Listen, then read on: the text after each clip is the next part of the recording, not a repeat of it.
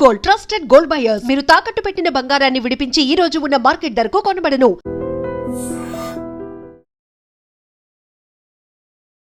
నమస్తే, welcome back to IT media. నేను మీ Jhansi. So ఈరోజు మనతో ఒక స్పెషల్ గెస్ట్ ఉన్నారు. AMFI registered mutual fund distributor PS Chandrasekhar గారు. సో మ్యూచువల్ ఫండ్స్లో రిస్క్ వర్సెస్ లక్ పనిచేస్తుందా, ఎలాంటి రోల్ ప్లే చేస్తుంది తెలుసుకుందాం. నమస్తే సార్. నమస్తే అండి. ఎలా ఉన్నారు సార్? బాగున్నాను. సో అందరు ఇప్పుడు మ్యూచువల్ ఫండ్స్లో ఇన్వెస్ట్మెంట్ చేయాలి అనుకుంటున్నారు. ఇప్పటికి పోలిస్తే మ్యూచువల్ ఫండ్స్లో ఇన్వెస్ట్ చేసే వాళ్ళ రేషియో కూడా పెరిగింది అని చెప్తున్నారు. బట్ ఈ లక్ ఫ్యాక్టర్ అనేది వర్కౌట్ అవుతుందా మ్యూచువల్ ఫండ్స్లో అనేది ఇన్వెస్ట్మెంట్లో? ఝాన్సీ గారు, మంచి క్వశ్చన్ అండి. మేడం, లక్ ఉందనుకోండి జీవితంలో అన్నీ బాగానే ఉంటాయి, రైట్? కానీ ఇప్పుడు జనరల్ లైఫ్లో చూడండి, మీరు లక్ని టెస్ట్ చేయడానికి కొంతమంది లాటరీ కొంటుంటారు, రైట్? సో వాళ్ళకి ఎన్నిసార్లు ఆ లాటరీ ప్రైజ్ వచ్చింది చూడండి. తర్వాత కొంతమంది క్యాసినోస్కి వెళ్తారు, they will select a number, right? So అక్కడ కూడా ఎంతమంది ఎన్నిసార్లు గెలిచారు అనేది చూడండి. అది కాకుండా కొంతమంది గుర్రాల రేసులకు వెళ్తుంటారు, they bet. So they have to bet only one horse, right? అది multiple horses, first second prize ఏది వస్తుందో అని చేసుకోవచ్చు. బట్ ఇలాంటి బెట్టింగ్ చేసేటప్పుడు లక్ అనేది అన్నిసార్లు ఉండదు కదా. Maybe once in a while luck ఉండి వాళ్ళు ప్రైజ్ గెలవచ్చు. They would have earn some money. ఈ లాటరీ అవనివ్వండి, హార్స్ రేస్ బెట్టింగ్ అవనివ్వండి, క్యాజినోస్ అవనివ్వండి. సో జనరల్గా నేను చెప్పేది ఏంటంటే, ఈ లక్ అనేది అస్తమానం మనతో పాటు ఉండదు, కొంతమందికి అసలు ఉండదు, రైట్? సో ఇప్పుడు మనం ఇన్వెస్ట్మెంట్స్లో వచ్చామనుకోండి, జనరల్గా కొంతమంది ఇన్వెస్టర్స్ ఏం చేస్తుంటారంటే, ఈ ఇన్వెస్ట్మెంట్లో మార్కెట్ని టైమింగ్ చేస్తుంటారు. మేము జనరల్గా మ్యూచువల్ ఫండ్ డిస్ట్రిబ్యూటర్ ఏం చెప్తుంటాం, sir, do not time the market, be in the market for longer period, right? ఎక్కువ సమయం మార్కెట్లో ఉంటేనే మీకు రిటర్న్స్ అనేది మంచిగా జనరేట్ అవుతుంది. So do not time the market అంటుంటాం. ఇప్పుడు కొంతమంది మేడం ఈ ఇన్వెస్ట్మెంట్స్లో మనం చూసుకుంటుంటే, కొంతమంది ఫండ్ మేనేజర్స్ ఉంటారు, వాళ్ళు రీసెర్చ్ చేస్తారు, అనలైజ్ చేస్తారు, ఈ స్టాక్స్ అనేది పిక్ చేసుకుని ఒక స్కీమ్ అనేది ప్రిపేర్ చేస్తారు. అంత చేసినా సరే కొన్ని ఫండ్స్, కొన్ని స్టాక్స్ పర్ఫామ్ చేయవు. సో అక్కడ కూడా ఒక లక్ ఫ్యాక్టర్ అనుకోవచ్చు మనం, రైట్? ఇప్పుడు జనరల్గా మనం స్టాక్స్ కొనడానికి రికమెండేషన్స్ ఇస్తుంటారు. సో అది కూడా కొన్ని ప్రిడిక్షన్స్ ఇస్తుంటారు, మనం జనాలు ఇన్వెస్టర్స్ ఇన్వెస్ట్ చేస్తుంటారు, మరి ఆ టచ్ అవ్వదు. కొన్ని chances they cannot make money. అక్కడ ఏంటి లక్ ఫ్యాక్టర్ అగైన్, రైట్? ఇవన్నీ చూసుకుంటే మేడం, లక్ అనేది కంటిన్యూటీగా ఉంటేనే మనకి ప్రాఫిట్స్ లేకపోతే రిటర్న్స్ అనేది క్రియేట్ అవుతుంది. సో ఎప్పుడైతే ఒక మనిషికి లక్ అస్తమానం ఉండదో, వాళ్ళు అర్థం చేసుకోవాల్సింది ఏంటంటే, రిస్క్ ఫ్యాక్టర్స్ కూడా ఏంటి, ఎలాంటి రిస్క్ ఫ్యాక్టర్స్ ఉంటాయి, దాన్ని ఆ రిస్క్ ఫ్యాక్టర్స్ని ఓవర్కమ్ ఎలా చేయాలి. ఇప్పుడు మనం వచ్చేటప్పుడు మాట్లాడుకునేది ఏంటంటే, మ్యూచువల్ ఫండ్స్లో ఇన్వెస్ట్మెంట్స్, రైట్?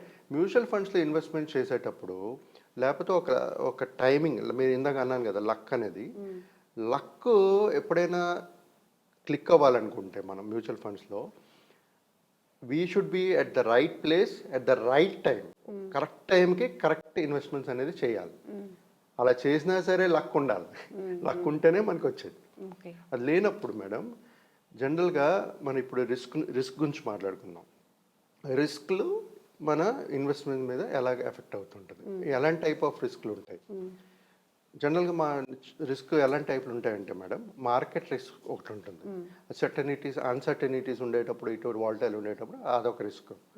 క్రెడిట్ రిస్క్, తర్వాత ఇంట్రెస్ట్ రేట్ రిస్క్, తర్వాత లిక్విడిటీ రిస్క్, తర్వాత కాన్సన్ట్రేషన్ రిస్క్, తర్వాత ఇన్ఫ్లేషన్ రిస్క్, తర్వాత ఈ మేనేజర్ రిస్క్. అంటే ఇందాక మాట్లాడుకున్నట్టుగా మేనేజ్ చేస్తుంటారు కదా, చేసినా సరే అది ఒకవేళ కరెక్ట్గా అనలైజ్ చేయకపోతే అదొక రిస్క్.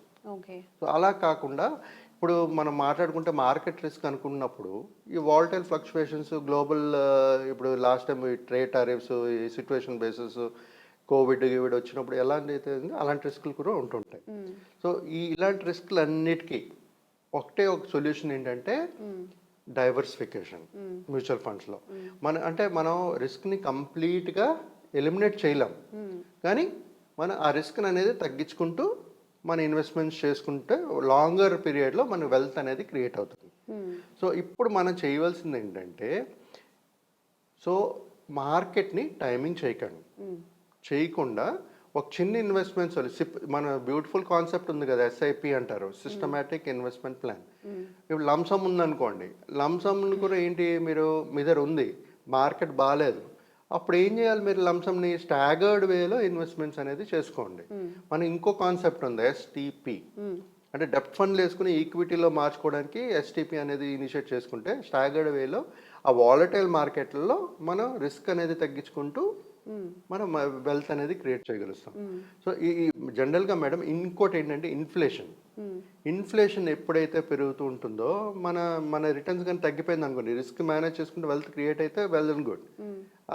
ఈ ఇన్ఫ్లేషన్ రిస్క్ అనేది కూడా మనం ఇన్వెస్ట్ చేసుకోగలుగుతాం. ఈ డైవర్సిఫికేషన్ చేసుకుంటూ ఎక్కడెక్కడ ఇన్వెస్ట్ చేస్తే ఎలాగ మంచి రిటర్న్స్ వస్తాయి అనేది చూసుకుని డైవర్సిఫై చేసుకుంటూ ఈ రిస్క్ కూడా మెయిన్ కన్సిడర్ చేయాలి. మేడం ఇంకోటి ఏంటంటే స్ట్రాటజీస్. మ్యూచువల్ ఫండ్స్లో మాట్లాడేటప్పుడు, ఇన్వెస్ట్మెంట్ చేసేటప్పుడు జనరల్గా ఏం చేస్తారంటే, కొంతమంది ఏంటంటే లంసమ్గా ఉంటుంది, వాళ్ళు ఏంటంటే టైమింగ్ చేసి మార్కెట్ పెట్టేస్తుంటారు. మార్కెట్ పడిందా, ఒక 1000 పాయింట్లు పడిందా పెడదాం, ఈ రేపు ఇంప్రూవ్ అవుతుంది అనుకుంటారు, వెల్త్ క్రియేట్ అవుతుంది. బట్ ఎన్ఏవి తక్కువకి వస్తుంది కదా, యూనిట్స్ ఎక్కువ వస్తాయి కదా అని ఇన్వెస్ట్ చేస్తూ వెళ్తుంటారు. బట్ వాళ్ళు చూడవలసింది ఏంటంటే, వాళ్ళకి వెల్త్ క్రియేట్ అయ్యేది లాంగర్ పీరియడ్లో.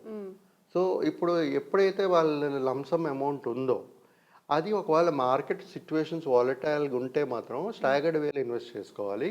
ఒకవేళ మార్కెట్ బాగుంది, అన్ని వాల్యుయేషన్స్ ఆఫ్ అన్ని mid cap, small cap, large cap categories valuations కానీ తక్కువ ఉంది, మనకి బాగుంటుంది, ముందు బాగా చేస్తుంది అనుకునేటప్పుడు లంసమ్గా ఒకేసారి పెట్టేయచ్చు.